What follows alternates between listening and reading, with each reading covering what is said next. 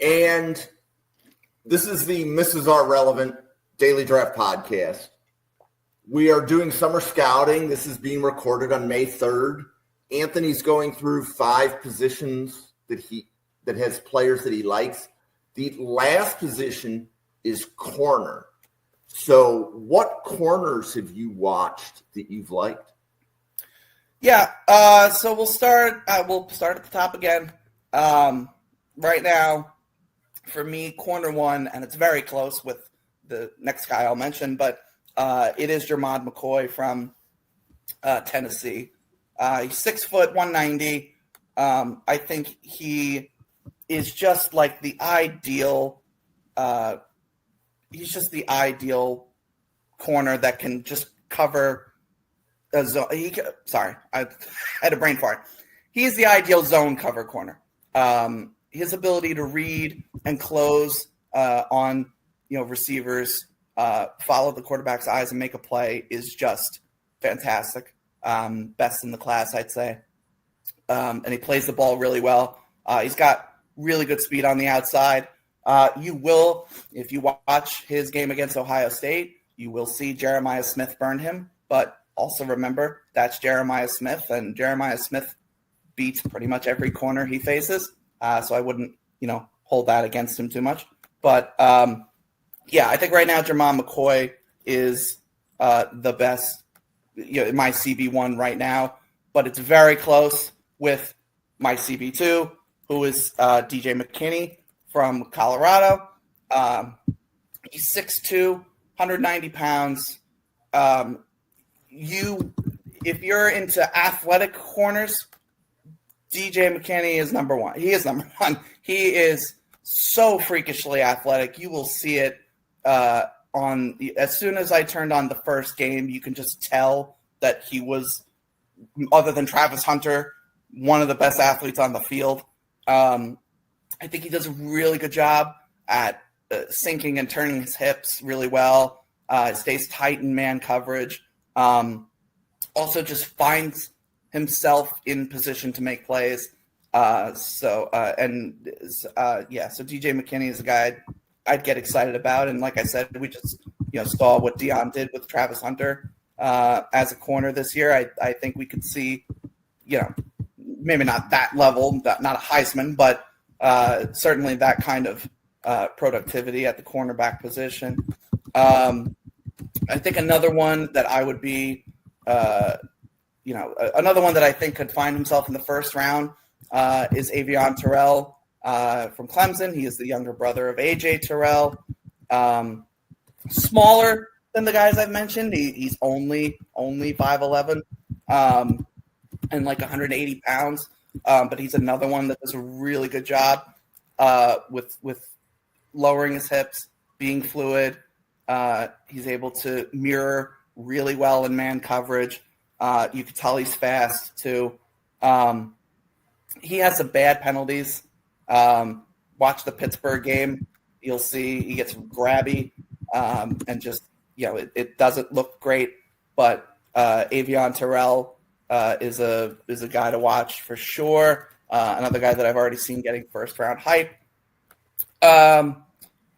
John Keese Hardaway, also known as JQ Hardaway, and I hope I said John Keese correctly. But he's the tallest corner I'm going to mention here. He's 6'3", $190.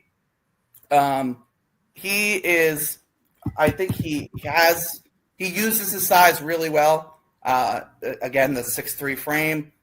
He disrupts receivers on their routes.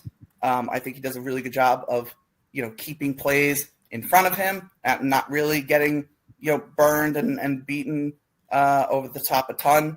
There are times where he finds himself either out of position or he just, turns his hips the wrong way, something like that. But if he could just get, a little more aggressive and a little more clean in his technique, the physical stuff, I think, is all there for him to be a top corner at the next level.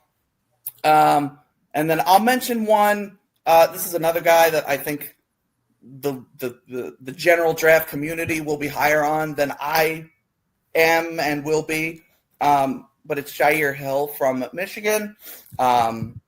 Expected to pretty much take the Will Johnson role at Michigan this year. Similar to Will Johnson, he's got the corner one size. He's 6'2", 185. And he is really solid when it comes to tracking the ball in the air. He can be physical at the line of scrimmage with wide receivers. He just doesn't have that top-end speed and athleticism that you would like. You'll watch, he played against Denzel Boston, who I talked about in the receiver section of this, but he played against him and just got absolutely burned on the first play of the game, or I think it was like at least the first pass of the game. But Denzel Boston just like cuts out, shifts back up top, and you just watch Jair Hill just like, go into that Patrick Star meme where everything is around him is confused, or Mr. Krabs meme where everything is confusing. But yeah, so Jair Hill has those moments on tape, and that's probably why I'm not as high on him. But certainly, I would say still a top 100 guy. And if he cleans that stuff up and stays healthy, he also dealt with injuries this past year. But if he does that, it could easily, be a riser and be a pretty solid first-round pick. Cool. Any other corners that you want to mention? Let's see. Is there anybody? No. I'll talk about so Ashton Stamps from LSU. LSU's had their good corners over the years. And this year he'll actually be playing opposite Mansour Delane, who I just haven't watched him yet, so I won't talk about him here. But he has also gotten top 100 hype as well. But Ashton Stamps is another guy that I think is very good at tracking the ball in the air, using his athleticism to make plays, and can also be physical at times. Trey Harris kind of just killed him when they played Ole Miss this past year. But I do think he showed flashes of being a good corner. So he'll have to, clean some stuff up. He plays stiff at times, and feels kind of just a step behind in general when it comes to him processing plays. But I do think there's potential for him there. So Ashton Stamps and Mansour Delane, two LSU guys that could find their way higher on the corner boards. I definitely like to shout out for Mansour Delane. I believe Bill and Randall were really high on Delane if he came out this year.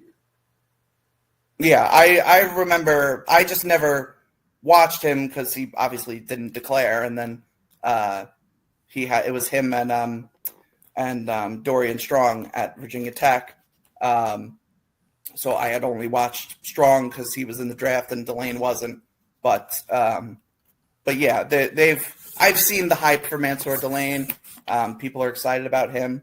So I will not be surprised if Mansour Delane is a top 100 guy for me. I just haven't watched him, so I can't say that definitively, but another name to watch for sure.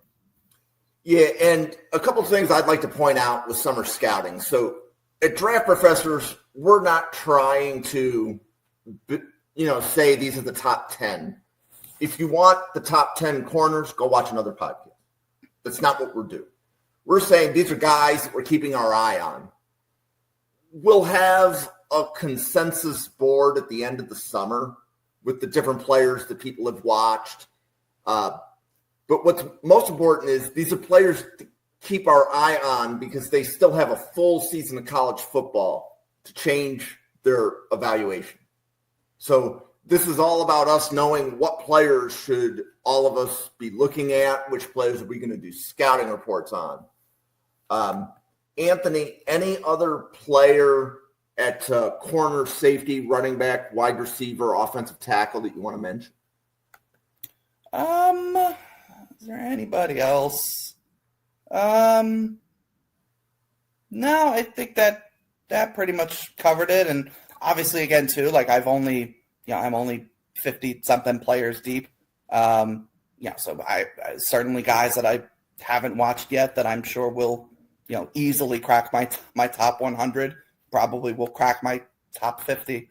So yeah, don't take this as, like Bill said, don't take this as like these are the top corners or these are the top receivers like that. This is it. This is the definitive list. Like a lot of this is going to change. I'm going to be constantly changing my board, and then obviously the next season still has to happen. So guys can see a huge rise or a huge fall with their stock. Time will tell. But I feel good about all of these guys that I've talked about as at least guys that will find themselves in the draft conversation as, top 100 guys, if not higher than that. Yeah. And Anthony, I appreciate you taking some time to record this because I know that this is a grind. So the basic concept of draft professors will be this, right? So every week there's going to be a different draft professor that's going to go through 5 positions. I was telling Anthony prior to the podcast starting, I said, you have the easy job because you're going first. So Anthony had, 5 or 6 guys that he liked at 5 different positions. The expectation would be anybody that does corners or safeties after Anthony will at minimum have watched the 7 that Anthony said, and then they're going to add a few to the list. So by the time you get to the end of the list, that's where Bill Sparks comes in. And Bill's going to have the last podcast because Bill always watches more players than everybody else. It's just the way that Bill does things, and that's why we love Bill at Draft Professors. But with that being said, we are going to close this recording down. I appreciate and we appreciate everybody that is watching. And if you are doing summer scouting and there's other players that you think we would be watching or we should be watching or mentioning, let us know. If you would like to come on and do a podcast and tell us about what guys you watched and liked, you are also welcome to do that. And the best way to do that is to follow Anthony at Anthony Russo 97. Okay, you can follow him on X, or you can follow the channel at NFL Draft Fanatic. No, I am Fanatic. So if you'd like to come on a podcast and talk about the players that you've watched and liked, you have the opportunity to do that over the summer. You just have to get in touch with us and let us know that you'd like to come on. And it would be a podcast format very similar to what Anthony did here in early May.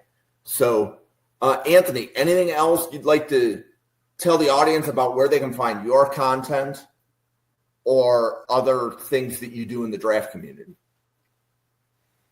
No, I mean, yeah, my X is the main source for my draft opinions and takes. I've started to post some clips from guys that I've mentioned here and other guys that I'm a fan of. Yeah, you can check me out there. I'll be doing, I'm sure, other podcasts down the road when it comes to the 2026 class, besides the one at the end of August. But yeah, no, you can check me out there, and I'd love to hear feedback. People tell me why I'm insane, why I don't know what I'm talking about. I'm always open to feedback, positive or negative. So for all 75 draft professors, for Anthony, for myself, thank you very much for watching, and we'll see you on a podcast again tomorrow. Thanks, everybody.